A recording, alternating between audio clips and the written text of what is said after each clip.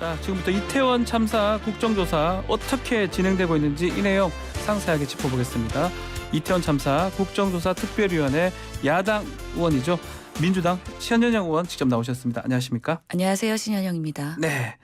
자, 국회 상황 또 특조 이 국정조사 짚어보기 전에 그 소식이 좀 안타까운데 생존했던 고등학생이 숨진 채 발견이 됐습니다. 왜 이 발견된 것도 그렇고 뭔가 보호라든지 이런 부분들이 좀 국가에서 잘 못하고 있다 이런 얘기도 있는 것 같고요. 그렇죠. 좀 취약한 부분들이 상당히 있는 거죠. 네.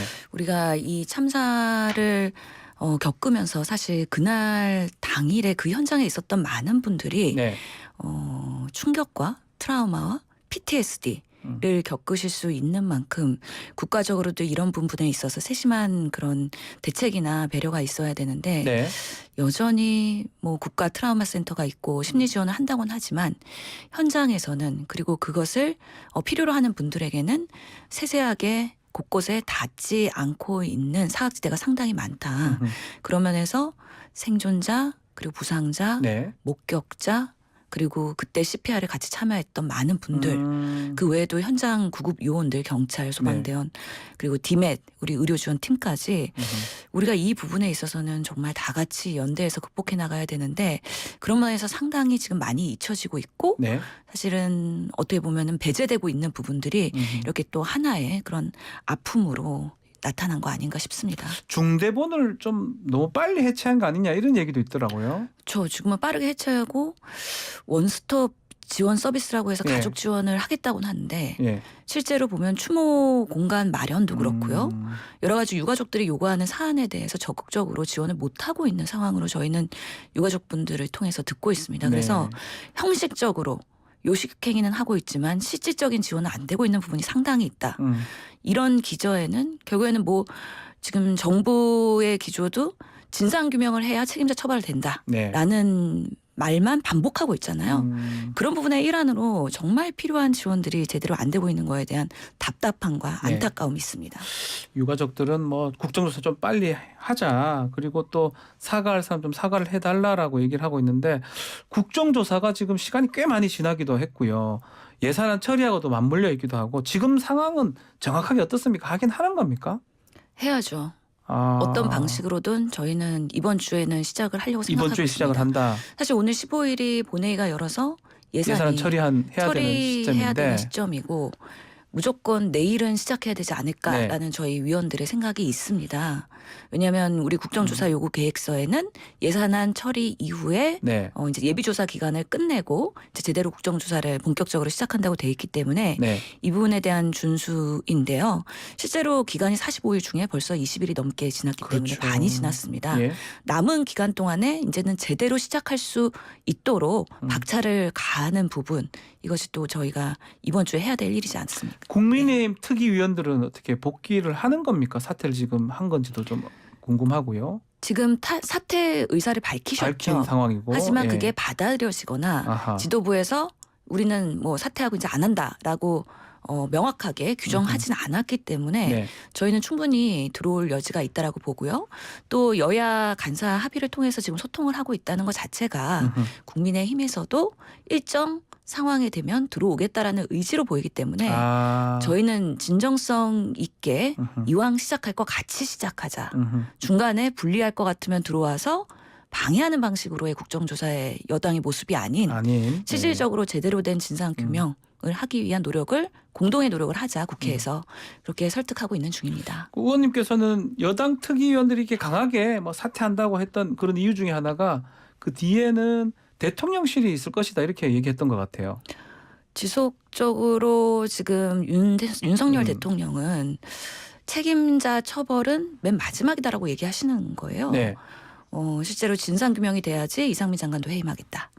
라는 기조를 받들어서 지금 국민의힘에서 그런 부분에 있어서의 윤심을 바탕으로 해서 위원들이 자진 사퇴한 것이다. 지도부의 뜻은 아닌 것으로 저희가 확인이 됐고요.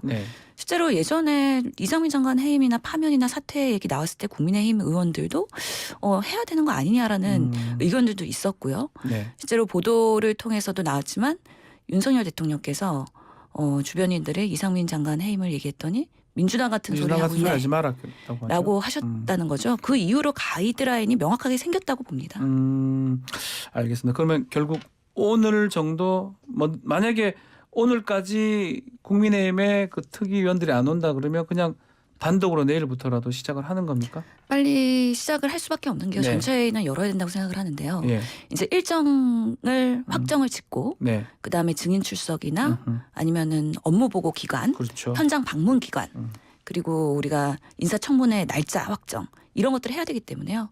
전체회의는 빠르게 열어서 그런 것들을 확정 짓고 제대로 다음 주부터는 시작해야 된다라고 생각합니다. 지금 오늘 보도 보면 국정조사 증인을 62명으로 또 그 플러스 알파라고 증인을 추진하고 있다 민주당에서 이런 보도가 있더라고요. 증인 채택도 해야 되고 뭐 할 일이 좀 많잖아요.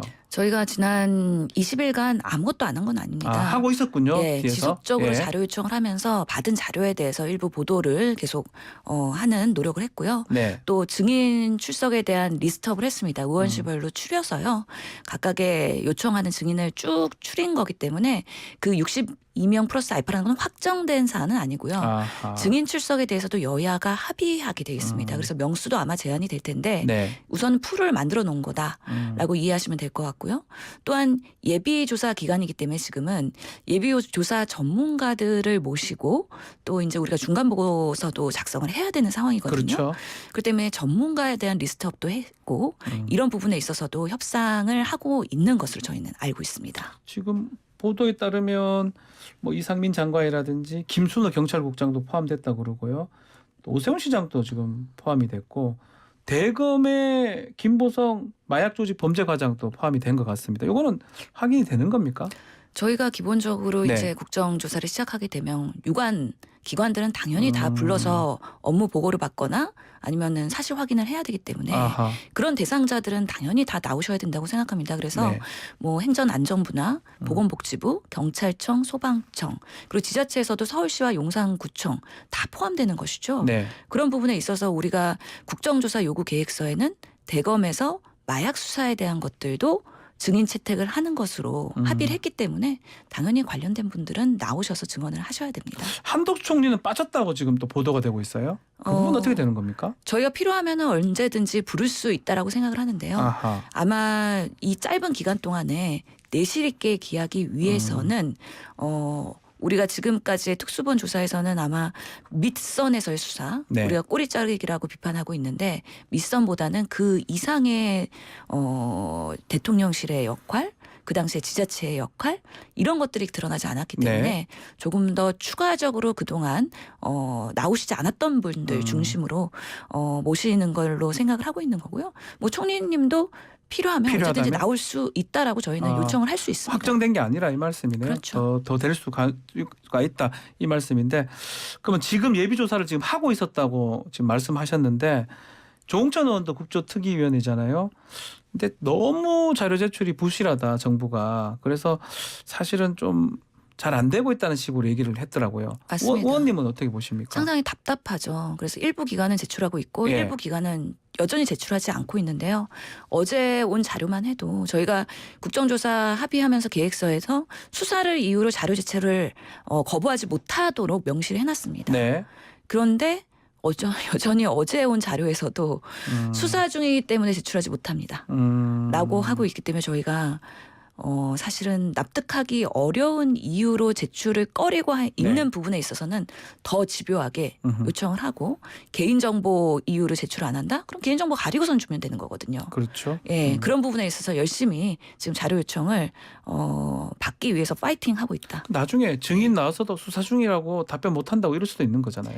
그런 부분에 있어서 만약에 답변을 회피하게 되면은 저희가 이런 국정조사의 위증에 대한 부분, 네. 국회에서의 그런 증언에 대한 법률에 의해서 그런 부분은 고소고발을 할 수 있는 것으로 알고 있습니다. 혹시 이제 지금 자료도 받고 있고 예비 조사를 하고 있는데 우리 의원님께서는 혹시 좀 주목할 어떤 눈여겨본 부분이 있습니까? 저희는 전반에 대해서 다 들여다보고 있긴 예. 한데요. 우선은 그날의 대통령실, 국정상황실, 위기관리센터, 그리고 서울시에서의 그런 방재센터의 그런 상황실들이 있었던 것으로 알고 있는데 지금 역할들이 제대로 드러나고 있지 않거든요. 네. 그런 부분에 있어서는 우리가 팀 플레이를 하면서 같이 확인을 해야 되는 부분이고요. 또한 저는 유일하게 저희 국정조사 특위위원 중에서 보건복지위원회 소속입니다. 아, 그러네요. 예. 그렇기 때문에 그날 사실 사고를 예방하지 못한 거에 대한 부분도 들여다봐야 되지만 사고가 발생한 이후의 수습 과정. 예. 경찰이 먼저 들어가서 현장 통제했고 그다음에 소방이 들어가서 구급과 구조를 했고요. 그리고 재난응급의료팀이 들어가서 이제 여러 가지 의료적 처치와 함께 병원 이송까지의 그런 코디네이션을 다 같이 소통을 하면서 했었어야 되는데 그런 부분에서의 삐걱거림이 있었던 걸로 알고 있기 때문에 앞으로 재난이 발생했을 때 대응팀들이 각각 부처에서 합심하여서 제대로 된 대응이 될 수 있도록 그래서 꼭 한 명이라도 더 살릴 수 있도록 하는 대안 제시까지 만들어내야 되는 좀 책무가 있다고 저는 생각합니다. 사후 얘기를 했었는데 그 참사 다음 날 대통령 주재 회의에서 압사라는 단어 사용하지 말라 이런 뭐 지시 같은 거 이런 것도 국정조사에서 좀 확인을 하는 겁니까? 예, 실제로 중앙응급의료센터의 모바일 상황실에서 그런 부분이 나오기 때문에 저희가 나왔습니까? 보도를 했었던 예. 건데 보건복지부의 뭐 국장급 예. 분이 대통령실 회의 주재 결과 이태원 압사 사고에서 압사를 빼고 이태원 빼라. 사고로 명명을 부탁드려요. 라고 명확히 돼 있기 때문에 이것은 한 개인의 국장이 판단한 사안은 아니라고 봅니다. 그렇기 때문에 사건 이후에 7번의 대통령 지시가 있었고 그 다음에도 계속 주재회의를 하면서 대책회의를 한 것으로 알고 있는데 네. 이럴 때 그 회의가 얼마나 유가족들과 피해자 중심으로의 대책이 논의됐는지 아니면 이 사안을 축소하고 은폐하고 사실을 가리기 위한 그런 대책 논의였는지도 저희가 규명해봐야 된다라고 생각을 합니다. 밝혀야 된다 그 부분이죠. 뭐 그러기에는 시간이 사실은 45일 중에 20여일이 지금 지났거든요. 되게 짧은 것 같은데 아직 시작도 좀 안 하고 있는 상황이고 기간 연장 부분은 내부적으로 좀 검토를 하고 있습니까? 필요성에 대해서 일부 나오고 있긴 네. 한데요. 지금부터 연장을 시작하기 전에 논의하는 것보다는 제대로 시작해서 내실 있게 진행을 하면서 네. 아직 여전히 규명되지 않은 사안에 대해서 아하. 연장으로 인해서 더 해야 된다라는 예. 국민적 공감대와 여론이 형성된다면 예. 연장도 얼마든지 저희가 요구하고 여야 합의로 본회의에서 또 이게 통과돼야 되는 부분이기 때문에요. 네. 일방으로 하기는 어렵고 지속적으로 국민의힘과 같이 참여할 수 있는 분위기에서 만들어 나가야 된다라는 또 책무가 있는 상황입니다. 알겠습니다. 주제를 바꿔서 또 뭐 의사의 시기도 하고 또 보건복지부 위의 위원이니까 자 윤석열 대통령 지금 문재인 케어 이제 안 한다고 하는 그 부분 얘기를 조금 물어보겠습니다. 이거 사실상 이 폐기하겠다, 포퓰리즘 정책이다 이렇게 얘기를 했습니다. 문재인 케어가 이 폐기되는 부분, 이 부분은 의사로서 또 아니면 보건복지위원으로서 어떻게 보십니까? 저는 윤석열 대통령께서 문재인 케어를 폐기하지 못할 거라고 생각을 합니다. 못한다고요? 예, 일례로 이번 정권이 들어오면서 기존의 대한민국의 K 방역은 정치 방역이었고 네. 앞으로는 과학 방역하겠다라고 하셨는데 실제로 보니까 똑같은 방역 대책을 가지고서는 네이밍만 그리고 프레임만 그리고 정쟁으로 보건의료 정책을 어떻게 보면 희화하고 가볍게 만드는 그런 모습을 보였기 때문에 국민들이 네. 신뢰하지 않았거든요. 문재인 케어에 대해서도 마찬가지입니다. 결국에는 문재인 케어의 본질은 건강보험을 급여를 더 강화하는 정책이기 때문에 이것은 어느 정권에서나 추구할 수밖에 없는 보건의료 정책이었고요. 보장성 강화요. 예, 예. 박근혜 대통령 때도 보장성 강화를 위해서 4대 중증질환의 보장성 네. 강화하겠다고 했었고 이를 문재인 케어가 더 확대를 한 것이고요. 윤석열 대통령께서도 윤석열 케어를 만드셔서 더 강화를 실질적으로 할 수 있는 방안을 고민하셔야 되는데요. 또 이런 보장성 강화에 대해서도 정쟁화시키고 아하. 기존의 이전 정부의 그런 어떻게 보면은 공헌한 부분들을 아주 무차별적으로 폄훼하는 발언을 하신 거기 때문에 네. 저는 이런 선동 발언이라고 생각을 하기 때문에 이런 방식으로의 보건의료 정책을 바라보면 안 된다라고 생각을 합니다. 이게 그러면 지금 말씀대로 지금 재정 부분을 자꾸 얘기를 하거든요. 손실이 되는 거다. 그러면 만약에 이렇게 보장성 강화를 반대로 한다 그러면 국민들이 부담이 줄어드는 것도 맞는 내용입니까? 그 건강보험의 지속 가능성을 고민하는 건 당연히 어느 정부에서는 해야 되는 부분이고요. 꼭 필요한 부분에 있어서의 급여를 확대하는 거는 윤석열 정부에서도 꼭 해야 되는 숙제입니다. 다만 문재인 케어에서도 MRI나 초음파 같은 것들을 급여를 확대하다 보니까 불필요하게 과잉 의료의 현상들이 나타난 것도 사실입니다. 그건 사실이고. 그렇기 때문에 예를 들어서 두통으로 A병원에 갔을 때 MRI 찍는데 A병원은 급여를 해주고 B병원은 급여를 안 해주면 당연히 환자분들은 A병원을 쏠릴 가겠죠. 수밖에 없기 때문에 이런 것들을 처방하는 의사 입장에서는 옆에 병원이 해주면은 나도 해줄 수밖에 없다라는 것들 때문에 과잉이 양산되는 어려움들이 있고요. 또 환자 입장에서도 해준다 그랬는데 왜 안 해줘? 라는 의사의 불신이 있기 때문에 현장에서는 아무리 그 취지가 정의롭다 하더라도 반대되는 현상으로 나타날 수 있기 때문에 이런 과잉 현상을 어떻게 제도적으로 미세하게 조정할 것이냐 이런 부분에 있어서의 대책을 이번에 필수 의료 강화와 함께 윤석열 정부도 발표를 한 것인데요. 그 프레임을 이렇게 문재인 케어가 완전히 뭔가 포퓰리즘인 것처럼 프레임을 씌우는 것은 잘못된 것이다. 그렇기 때문에 미세 조정을 하면서 정말 중증과 필요한 부분부터 급여 확대하는 것은 윤석열 정부의 과제라고 생각을 하고요. 이거와 연관돼서 지금 뭐 소아과 전공의들 지원 문제 그리고 필수 의료가 붕괴되고 있는 부분 이런 부분까지도 같이 확대하면서 윤석열 정권의 보건의료 정책의 실력을 그리고 능력을 보여야 되는 부분이다. 그러면서는 오히려 더 기존의 것을 받아서 윤석열 케어로 승화하시라라는 말씀을 드리고 싶습니다. 이게 간단하지 않은 문제이기 때문에요. 쉽지 않은 문제다. 실질적으로 많은 에너지 그리고 노력 그리고 자원을 투여해야 됩니다. 그런 면에서의 이번에 정권의 능력을 한번 저희도 지켜보겠습니다. 지켜볼 것이다. 자, 어제 민주당의 고민정 의원이 김건희 여사 코바나 콘텐츠 대표일 때 그 건강보험료 얘기를 했더라고요. 7만 원 냈던 거. 그 비판을 좀 하더라고요. 근데 반복되는 부분입니다. 그래서 우리가 이 지역 가입자 그리고 직장 보험 가입자 그리고 그 가족들 부양자까지 해서 이 건강보험이 워낙에 글로벌하게는 인정받고 수출해야 될 좋은 모델이긴 하지만 세세하게는 의료의 과잉을 부추기는 부분도 있었던 것이 사실입니다. 의료의 비용이 저렴하면 남용이 되는 부분들이 있거든요. 이런 부분들을 어떻게 남용되지 않도록 제도를 다시 고칠 것이냐 하는 거는 우리 앞으로 계속 숙제라고 생각을 하는데요. 실제로 보면은 저도 국정감사에서 주장을 했지만 1년에 병원을 3,000번 넘게 가는 분들이 계세요.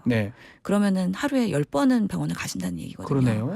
우리가 저렴하기 때문에 박리담회가 있고 의료를 쇼핑하듯 하는 부분들이 있는데 실제로 그런 분들이 건강보험료를 적게 내고 계시는 분들일 수 있습니다. 그렇기 때문에 많이 이용할수록 불필요한 낭비를 할수록 조금 더 이 보험료 납부에 있어서의 그런 누적 과세를 하는 부분의 방식으로의 건강보험료 지급에 있어서의 방식에 대해서도 앞으로 고민을 해봐야 되는 부분이다. 무조건 저렴하고 무조건 접근성이 좋다고 해서 꼭 필요한 사람들이 그 의료를 활용하는 건 아니기 때문에요.